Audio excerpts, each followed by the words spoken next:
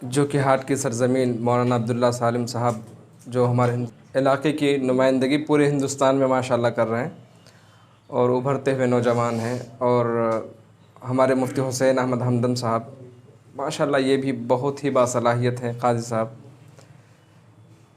और मैं इत्तफ़ाक़ है पहली बार यहाँ खड़ा हुआ हूँ जो कि सरज़मीन पर किसी भी प्रोग्राम में।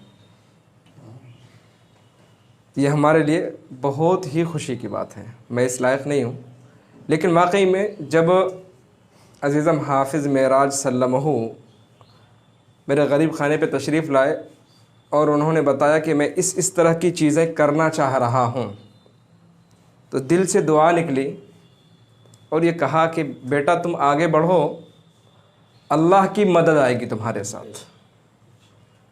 वजह क्या है? अभी मौलाना सालिम साहब ने भी एक बहुत अच्छी बात कहा कि आपने अच्छी आवाज़, सच्ची आवाज़ उठाई है तो आप पर रोड़े भी बरसेंगे, पत्थर भी बरसेंगे, बल्कि किडनैप भी के केसेस आते हैं, ये सारी चीज़ें होंगी।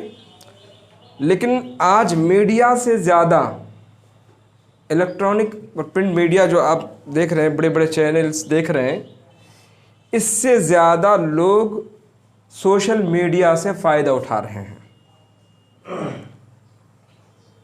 जो बड़े बड़े हालात, बड़ी बड़ी चीज़ें, बड़ी बड़ी ख़बरें बड़े बड़े चैनल्स नहीं बताते हैं, चूँकि कहीं ना कहीं गड़बड़ी ज़रूर होती है जिस बुनियाद पर वो बता नहीं पाते हैं। ये सारी चीज़ें आप लोग खुद वाकिफ़ है सारी चीज़ों से, और हमारे तमाम मेहमानों ने बड़े अच्छे अंदाज में इन चीज़ों को बताया है। तो सोशल मीडिया की इस वक्त बहुत ज़रूरत है, बहुत सख्त ज़रूरत है। मैं कल बैरगाछी चौक की तरफ से आ रहा था, वहाँ जाम लगा और 10 मिनट के रास्ते को पार करने के लिए इंसान 1 घंटे 1.5 घंटे यूं ही गुजार देता है।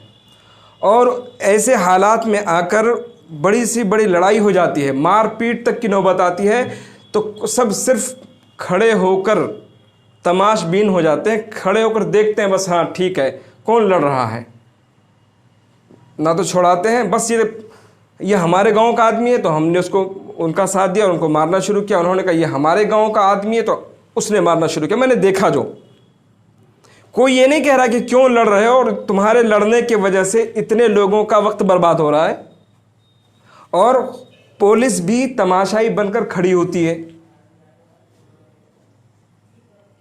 तो ये जो प्लेटफॉर्म है बहुत ही बेहतरीन प्लेटफॉर्म है, इसका हम सबको अधिकार है।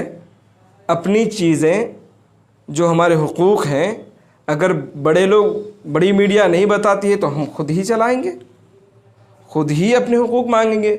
और हुकूक़ मांग कर नहीं मिला करते हैं, हक़ छीन कर लिया जाता है। आज तक मिला है किसी को मांगने से? हमारी ये सरज़मीन जो कि हाट कोई मामूली ज़मीन नहीं है, यहाँ बड़े बड़े लोग हैं अल्हम्दुलिल्लाह, लेकिन फिर भी आज हम कैसे हालात से दो चार हैं। चलने के लिए सही सड़कें नहीं हमारे पास, सही रास्ते नहीं हैं, नदियों से दो चार हैं, एम्बुलेंस नहीं है। ये आवाज़ें कौन उठाएंगे?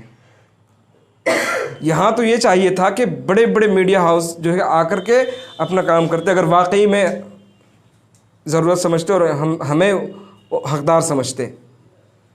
ठीक है, जिनकी जो ज़िंदगी है गुजारने दो, काट रहा है काटने दो। तो अब ऐसे बच्चे, ऐसे नौजवान जब आएंगे और काम करेंगे तो इंशाअल्लाह आगे चलकर हमें और आपको ही फ़ायदा होगा।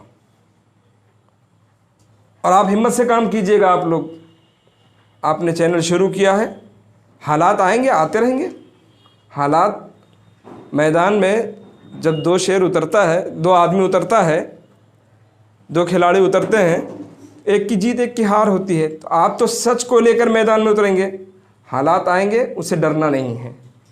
और हम सब की भी जिम्मेदारी बनती है कि इनको जिन तरह की चीज़ों की सपोर्ट की ज़रूरत हो तो हम उनको सपोर्ट भी करें, चाहे वो ताकत की सपोर्ट हो, चाहे वो इल्मी सपोर्ट हो, चाहे वो माली सपोर्ट हो।